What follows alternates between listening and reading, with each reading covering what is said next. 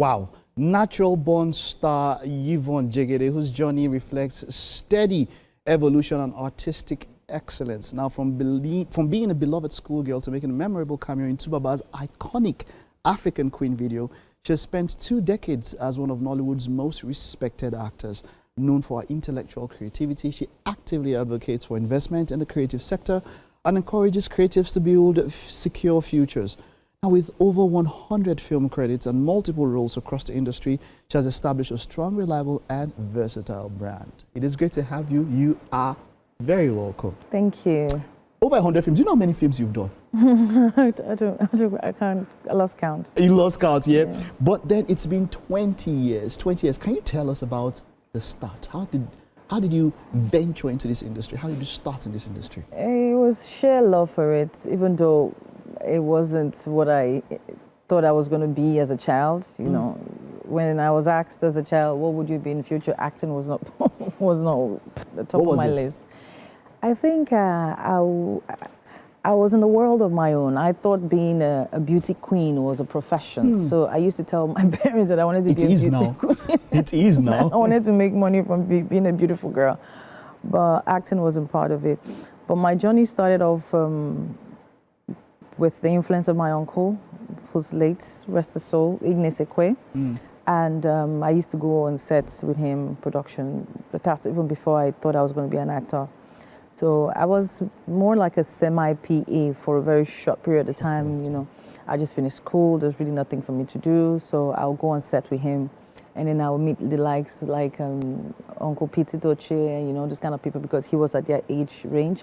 So those are the kind of people he used to work with, and I'll come on set and see them. And then he moved out of Lagos, went back to Edo State. And it was just me roaming the streets of Lagos, from school, back to the hostel, back home. And one fateful day, I ran into Charles Novia, where I prefer to call him Uncle Charles. And I just yelled his name out across the street. And just on the streets? Yes, on the streets, on Babsani Marshall Street, is precisely in Surulere. So I called out his name, and he was like, whoa, the audacity to call me by my name like that. You come here. And then I was very bold and, you know, very precise, you know, what I wanted. And he asked me, do you want to act? And I said, yeah, why not? Why not? Yeah. So he said, okay, take my card and then come to my office and let's see what we can do. And that was it. So I became his handbag for a long time. You know, he would take me out to see other producers, you know, introducing me to directors. And then I was doing all the waka pass that you can think of until he was not ready for his own project. And the name of the project is called Missing Angel. So I had like a proper scene. I had like proper scenes, you know. So it was like my first big job, because he had faith in me like that. So he gave me the role. I played Desmond Elliot's younger sister. Oh. Yeah. So, and on that set, on that particular Missing Angel set, I was just somewhere on set, and he calls me to say his phone rang, and somebody wanted to speak to me, and he gave me the phone, and it was Uzodimma Okwechi. And he said he was supposed to shoot a music video the next day, and he would like me to be in it. Okay. And I wasn't particularly excited to be a vixen. I just wanted to be an actress, you know. So I turned it down even before he even asked. So he was like, okay, you can think about it. We still have a couple of hours till tomorrow. Okay. So later that night, a friend and I were talking. I mentioned, oh, it's this music video guy. He said the song is African Queen. I don't know. I don't want to do it. Okay, I told you the name of that. I didn't know the artist you're shooting for. Yeah. That's at that time. Yeah, but then the Plantation Boys just split. Okay. You know, so. Yeah, he was looking like, yeah, so I was like, I really don't want to dance. It wasn't even about the song or anybody. It's just that I thought, you know, that would make me look a little bit unserious. Well, that was my mentality at the time. So I was like, no, I don't want to do it. I just want to be an actress, a very serious person. And I was having a conversation with my friend. My friend I just mentioned the name of the song, and my friend went ballistic. And he just started screaming, go and do it. I heard the song. And he was in the music industry space at the time. So he had heard the song ahead of time. the song wasn't popular then. They hadn't even started playing it on radio, you know. It was just, the song just literally came out. So I hadn't even heard it. So he just kept screaming, I love the song, go and do it, go and do it. And I'm like, okay, wait, hold on. Let me call the man and tell him that, okay, I will do it. Yeah, you do it.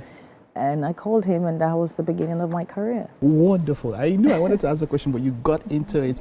And up until then, in 20 years, the industry has evolved. There's been a lot. Things that were not there before that are there now. Distribution has changed a lot when it comes to Nollywood. You've seen evolution. Let's talk about the evolution of Nollywood. I said, when you started and at this particular point, how far forward has the industry moved? It has gone 100 steps forward.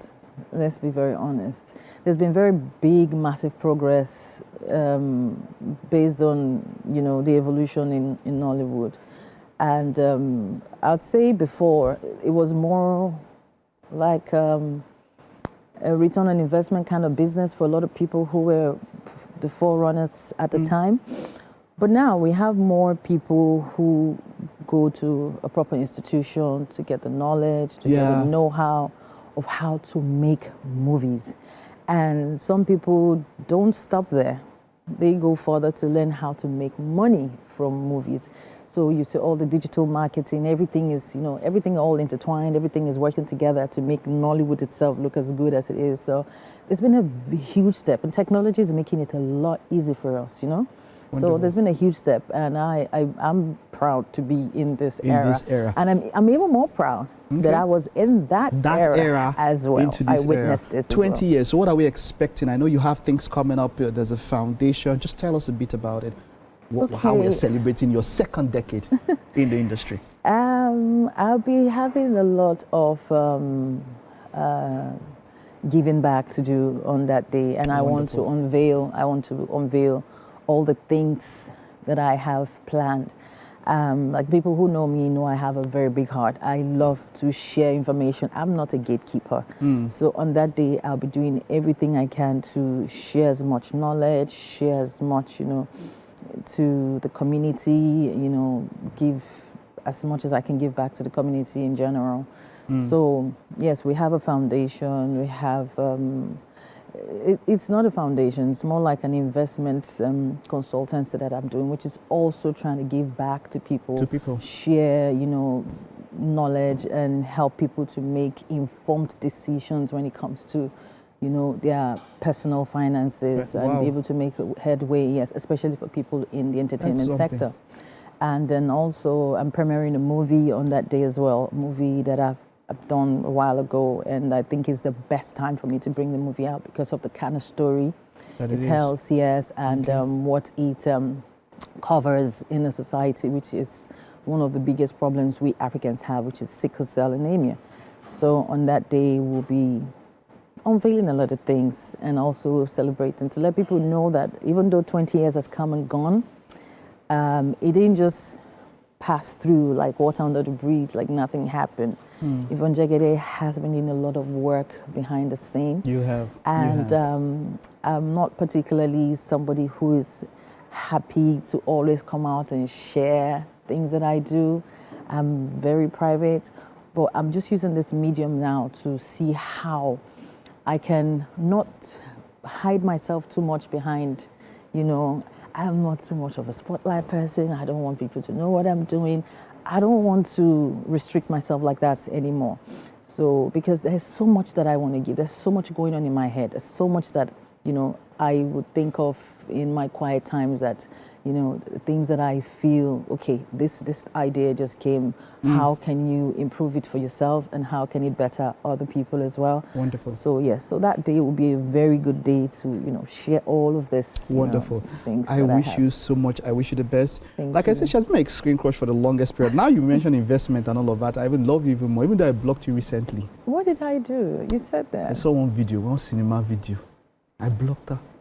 Why? Because you broke my heart and many other hearts you broke. What did I do in the film? What movie was that? No, the cinema video. There's now a boo. So we're heartbroken. We're plenty.